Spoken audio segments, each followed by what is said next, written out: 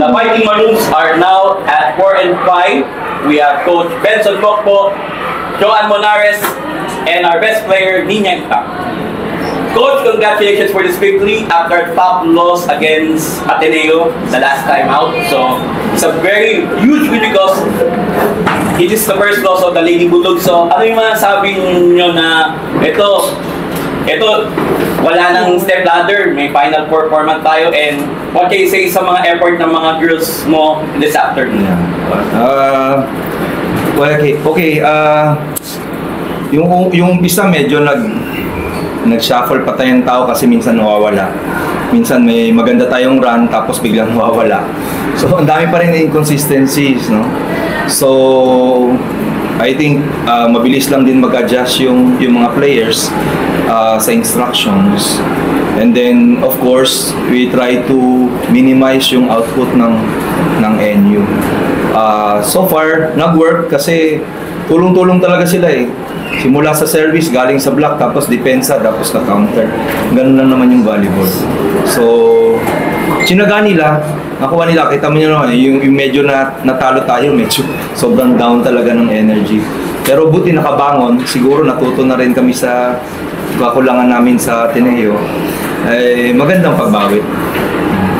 Thank you, Coach Bok. Good job. You had 16 attacks, 8 days, and 8 exceptions. So it was a tough loss the last time out. Pero instead na nawalan kayo ng loob, hindi kayo bumitaw, and eventually tinalo yung defending champions. So ano masasabi mo sa performance ng team? Of course, I feel great kasi nanalo kami.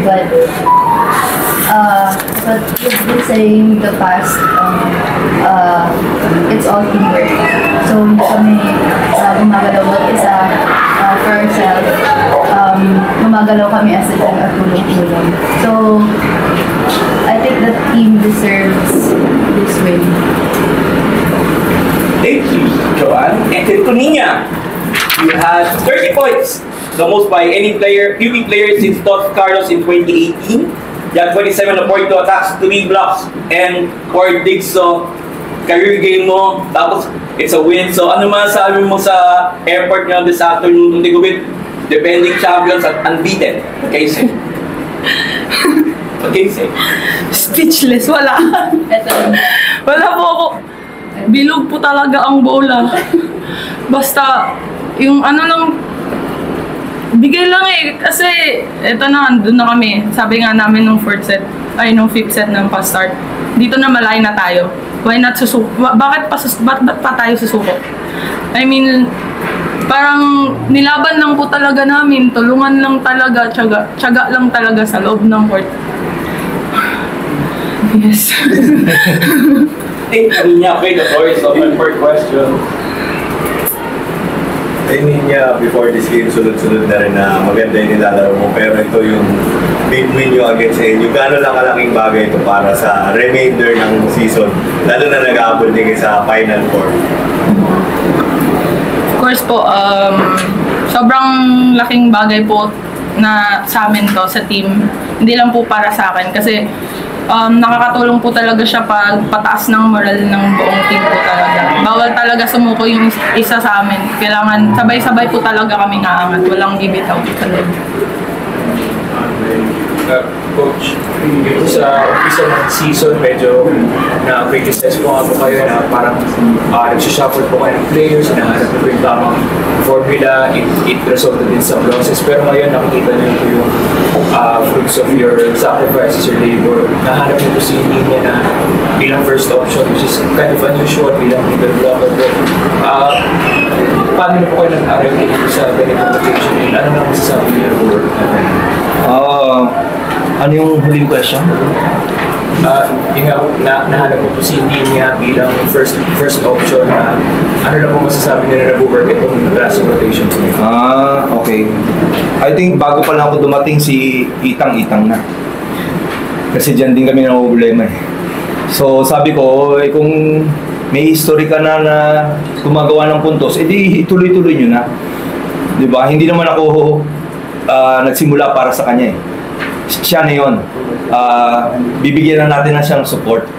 para mas mag-solid, hindi siya masyado mahirapan. Kung kailangan, kung nandyan siya sa harap, nagkataon sa harap siya, nabigyan siya ng bola, alam niya ang gagawin niya para pumuntos. Kasi hindi naman lagi nandun siya sa harap eh. So, pero at least maganda. More pa. Kaya pa, marami pang pwedeng gawin doon. Ninya, yun nga, 30 points for a middle blocker. Medyo unheard of. The last middle blocker to do so, Jaja Sanchar. Ano lang masabi mo dun sa, kumbaga, yun nga, isa ka sa main option na tinitignan coach? Of course po, syempre hindi po mawawala yung disiplina lang po talaga sa loob ng court. Laging sinasabi ng coach namin na disiplina lang, walang hindi po to kanya-kanya sa loob ng court, dapat tulungan. And yun naman po, salamat sa coaches, ginaguide po talaga nila kami, mga teammates namin, tutulungan talaga kami. Tiyaga-tiyaga lang po talaga sa loob ng court. Joanne, medyo parang roller coaster of emotions in the last back-to-back games, no? Parang similar pero opposite. Kung bagay nangyari sa inyo, heartbreaking, and then itong siguro, ano ba yung nagbago or ano yung nangyari from after that loss to bago kayo pumasok today with this mindset against NU para ma-achieve nyo itong panalo ko? I think coming from a loss last game, yung siguro naging mindset ng team is how we can recover or bounce back from that loss. Of course, we trained, pinagandaan namin yung NU, nakikinig kami kala coach, and we're always being reminded to be disciplined inside the court kasi we know last game medyo marami kaming errors. So, kahit this game, errors hindi masyadong maiiwasan, but yung tiwala sa teammates, tsaka yung teamwork sa loob ng court, yung talaga natin. Coach, of course, alam mo naman yung skills ng team mo, pero how proud of you are dun sa naging mindset nila, yung pagkakapit nila emotionally also, dun sa up and down, na hindi lang yung last game, pero pati game na to, marami kayong times na lumamang na yung NU pero kumapit pa rin kayo. Nakakatuwa kasi the opponent actually is trying to break our pass. So nakita naman natin may isang part na nawalan kami ng pasa. And of course binabantayan natin kasi hindi pa fully recovered yung iba. Yung iba nagka-cramps, no? So binabantayan natin yun. So we try to rotate yung mga players na same position para makapagpahinga yung iba. Para hindi na maulit yung nangyari sa Ateneo. So, yeah, umabot tayo sa dulo. Healthy naman, nakatayo naman sila lahat. So, ayun ang ginawa natin para at least ma-manage yung situation. Coach, biggest thing so far this season, what can you say lang sa, kasi NU is the defending champion, what can you say about the character that the team showed and yung fight back, especially coming from also another type 5 setter previously? Yeah, medyo mabigat, no, kasi wala kaming panahon. Naglaro tayo kailan? Sabado, tapos ano na, tama ba? So very short lang yung preparation actually. So ang main focus namin is makabalik lahat ng players na makapaglaro ng yung normal kasi iba yung cramps pwedeng ano. So tapos ayun, basic lang yung preparation kasi nga ang main focus is yung recovery. Tapos umpisa pa lang ang sabi ko sa kanila, laban talaga sila, UP lang. So bago pa lang ako naramdaman ko UP laban talaga sila. So hindi ko hinihingi sa kanila yung lumalabas lang. So nakakatuwa kasi may mga team na ganun. Hindi lahat ng team kasi ganyan Kailangan ilabas po minsan nalalaban sila pero ito automatic. So sila mismo, I think yun yung puhunan nila, yung character nila na ganun. Hindi galing sa akin. Siguro galing malalim na yung pinangahugutan nila So, ano na lang, parang sinusuportahan na lang natin, i-guide na lang natin. So, sana magtuloy-tuloy. So, hanggang dulo. And bago nyo nakuha yung for yung point number 14, 5th set, mahigpit yung parang nakapabilog ko yung time na yun habang nire-review yung challenge. What was the conversation like during that time? Uy, ano lang po yun, kid, parang nagdasal lang po talaga kami sa loob. And then, iniisip lang talaga namin na malayo na, malapit na kami. Kaya, wala na talaga kaming, ititira pa. Kung ano na lang kaya namin ibigay, buhos na namin lahat. And, dasal lang po talaga. Sinabi namin doon na, ikaw na ang bahala sa amin. Gawin lang namin lahat ng makakaya namin. Dasal lang talaga. Ito. Ano to, burger? John, knowing how important that final point is, what was going on through your head? Paano mo na-maintain to remain calm kahit na ayun nga, sobrang halaga ng point na yun, and yun yung finally nag-put a dent to the perfect run of MU? Game-wise, siguro yung MU naghihintay na ng strong ball. So, naghihintay niya sa spike. So, lahat sila naka-atras na. Tapos, sakto, nahingi ako kasi sa setter ng medyo biting na bola. Yung middle, late. Tapos, lahat sila naka-atras. So, I tried na i-drop na lang yung bola sa medyo late na. Kasi, atras sila na. Pero I guess, parang game instinct na ba't mo papaluin kung lahat sila naghihintay sa kanto mo. Taga-UP ka talaga. Ninya yung John, kumbaga yung huli niyong panalo, yung FEU win nyo dito rin yun sa Philoil. Then ang dami rin UP records na nangyari dito sa Philoil. Huling panalo din sa NU ever, dito din yun sa Philoil. Host kami, di ba? Yes po. Lahat ng game dito na.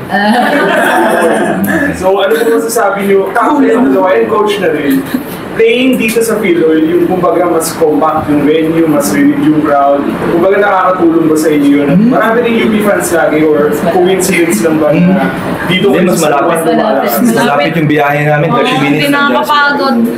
Ang dami namin kino-compute na biyahe para sa MOA. Host kami ha. Dito lang kami. 30 minutes, Dito lang. 30 minutes. Home court talaga to na. Home court. Siguro for Ninya na lang din, as one of the leaders of the team, of course, medyo high yung emotions ngayon, no? Pero siguro going into next game, win hungry, kumbaga UE ang kalaban nyo next weekend. Siguro paano na lang mag-refocus kagad yung team na after nitong magandang panalo ay kumbaga tuloy-tuloy na yung team? Actually po, lagi namin nire-remind sa team na kalma lang. Kung para sa atin talaga to, makukuha natin to. Kung atin to talaga. Parang hindi pwedeng magpadala talaga sa emosyon lalo na galing sa panalo, tapos syempre mataas yung emotions paglaro. So lagi talaga namin nire-remind sa sarili namin na kalma lang guys, kaya natin to, kaya. Coach, yun nga, next game nyo, siyempre galing emotional high to, siyempre, mabigat yung panalo to. So, ano yung kailangan yung gawin para, siyempre, baka mamaya biglang magkaproblema sa next match. But kayo siya, anong gagawin mo para manatili yung hunger para manalo? So, umpisahan ko na mamaya, nandito ako sa UEFU. Doon pa lang, umpisa pa lang, nakabantay na tayo. So, syempre yung first game kasi namin, wala kami information sa UE. So, ngayon, gumagalaw na sila in middle of the season. So, sana mag-iba. Makapaghanda kami ng maayos with the proper information. And to the players against UE, although UE, kahit konti lang siya, pero they're performing well naman, kahit papaano. So, ano yung masasabi nyo na against UE para hindi kayo, kasi matindi itong panalo yung nakuha ito Ninya and Joanne. Okay. Yung sa UE na game. Siguro, ano lang, remind lang talaga, kagaya ng game na today, lagi bilog talaga ang bola. Kahit anong bagay mangyayari talaga. Ready lang talaga. Isa lang ba ito? Isa lang yung now, let's take a look at the game plan. Bilog lang. Kaya laban lang ng laban. On that note, congratulations, Coach Bo, Ninya, and Joe. Thank you. Kahit isa